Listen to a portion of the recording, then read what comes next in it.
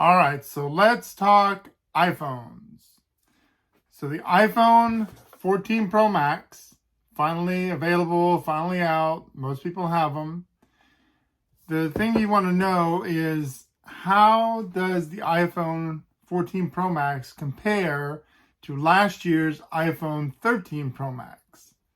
And that's what I want to give you. My thoughts, and for my use of using it since its launch date, since it's come out. What do I think about the iPhone 14 Pro Max as compared to the iPhone 13 Pro Max, and is it a worthwhile upgrade for you to upgrade? Well, we'll start off first, depending on what kind of iPhone you have. If you currently have an iPhone 13 Pro Max, you'll want to know the upgrades that the 14 Pro Max has. But if you currently have anything below an iPhone 13 or 13 Pro Max, the 14 Pro Max is definitely going to be what you want to go with. Not necessarily the 14 Pro, unless you don't like the bigger size of the Pro Max. That's going to be basically your only gripe over there. Now, the 13 Pro Max has been an excellent iPhone. Took excellent pictures, took excellent videos. It's been a good iPhone. And I still have my 13 Pro Max, which is what I'm recording on right now, because I'm using it as a beta phone to run all the future beta softwares that are coming out, such as iOS 16.1, which we're currently in beta right now, at least at this video time. So I'm still using the iPhone 13 Pro Max, but I'm also using the iPhone 14 Pro Max as my main phone. Now, what I've noticed so far with the upgrades of the iPhone 14 Pro Max, of course, better battery. The battery has been outstanding compared to the 13 Pro Max. And I know this is only the beginning. Give it about another year and we'll see if the battery changes. But I never really had that many issues with the 13 Pro Max battery. So I have a feeling the 14 Pro Max battery is going to be good. Now, cameras, that's been the main upgrade for the 14 Pro Max. The 13 Pro Max was good cameras as well, but the 14 Pro Max has an added extra second time zoom. You get the 48 megapixel, which probably most people aren't going to use. You get the autofocus in the front camera, which is going to be a benefit there. So I think pictures are going to be slightly more crisp and slightly better than the 13 Pro Max are, which is always good. It's always better to have good video and good pictures with your iPhones. And so I think the 14 Pro Max is better in that sense. Now, here's something that Apple did not talk about too much, which I've been testing pretty much every day. The 5G connectivity and the Wi-Fi connectivity. Both have been 10 times, I have to say 10 times better than my 13 Pro Max.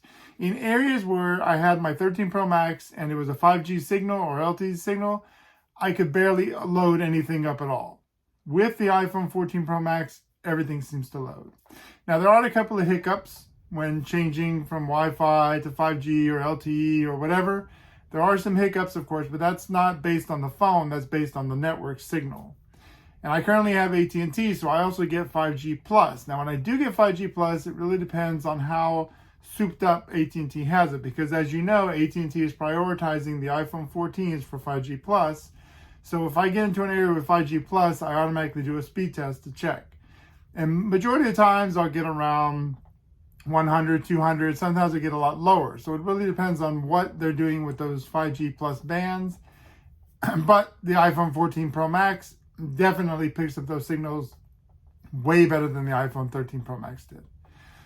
Wi-Fi, I've noticed it does hold the Wi-Fi a lot better. I get the occasional drop sometimes, but that's due by network signals or whatever interference. But overall, when I have a strong Wi-Fi signal, whether it be at home or somewhere else, it does hold it and it does pick up the stuff pretty quick. So that is something Apple didn't touch with as far as the 5G and the Wi-Fi, but that is definitely better on the 14 Pro Max. Now, eSIM, what everyone's been arguing about. They don't like. Well, I ran eSIM on my 13 Pro Max for a long time. I was waiting for the update that Apple did with the 14 Pro Max, which is the 16.0.1. because I didn't have the fix back then for iMessage or FaceTime. So I had to get a physical SIM on my 13 Pro Max. Well, since Apple fixed the issue, and since I've been using eSIM on the 14 Pro Max, the signal has been excellent. I've had no issues with iMessage, no issue with FaceTime. Calls go through, everything is crystal clear. So that is a definite fix, but that came with 16.0.1. I didn't have that with my 13 Pro Max. So just so you know, it will work. Everything is much better in that sense. Now, Dynamic Island, which is basically this little movable notch up here on the top. It has its purposes, it has its reasoning, and it does work well.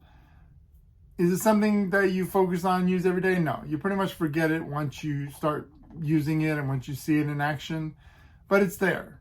And it will be expanded on as more app developers start developing more things to use Dynamic Island for. So that is another benefit you get with the 14 Pro Max or even the 14 Pros that you will not get with the other phones. So you won't have a static notch anymore. And that is a good thing to have in there. Now, fast charging. It will charge much faster than the 13 Pro Max, whether you're using MagSafe or you're using the lightning cable, let's say, which will eventually get USB-C, but not now. But it will charge faster. And I have done the test side by side with both iPhones, the 13 Pro Max and the 14 Pro Max.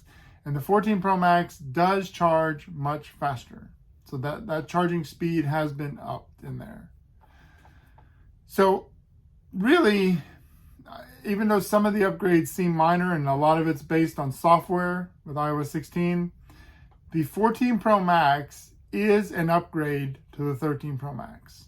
It has a lot of features. I mean, that besides the better GPS that they talked about, the crash detection, those few things that came in there with it, which are benefits, they are good. The GPS holds very well. It is an upgrade from the 13 Pro Max. So if you have anything below a 13, definitely 14 Pro Max. Pro year is what I've been telling you guys so many times that's what you need to go with. If you have a 13 Pro Max or 13 Pro, you'll definitely enjoy the upgrades with the 14 Pro Max, especially if you had issues with cellular or Wi-Fi or charging or anything of that sort. This will improve your experience with using the device.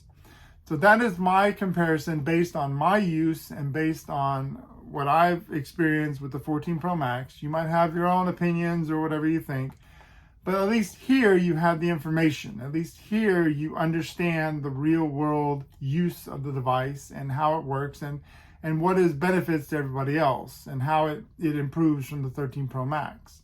So then you can make the decision. If that is something you want to upgrade to, great. I would definitely stay away from the 14 or the 14 Plus. Go with a Pro or Pro Max. That's going to be your best bet for your money. The other two are basically kind of S versions of the 13. So I wouldn't stick with those two at all. I hope you guys learned something. I hope you liked the video. Please, if you're going to leave one of those mean comments, just go ahead and skip the video altogether. Go to an Android site. Leave me informative comments that you want, questions you have, and I'll try to answer them the best I can. And maybe you can make the right decision.